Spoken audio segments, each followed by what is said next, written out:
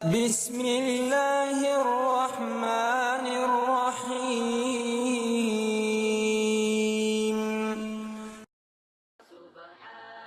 سنن ابی داؤد سلام کی تلقین کرنے والی احادیث۔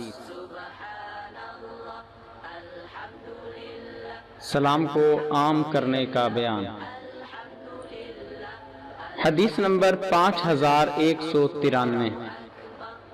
ابو ہریرہ رضی اللہ عنہ کہتے ہیں کہ رسول اللہ صلی اللہ علیہ وسلم نے فرمایا، قسم ہے اس ذات کی جس کے قبضے میں میری جان ہے، تم جنت میں نہ جاؤ گے جب تک کہ ایمان نہ لے آؤ، اور تم کامل مومن نہیں ہو سکتے جب تک کہ تم آپس میں ایک دوسرے سے محبت نہ رکھنے لگو۔ کیا میں تمہیں ایسا کام نہ بتاؤں کہ جب تم اسے کرنے لگو گے تو تم آپس میں ایک دوسرے سے محبت کرنے لگو گے؟ آپس میں سلام کو عام کرو۔ حدیث نمبر 5194۔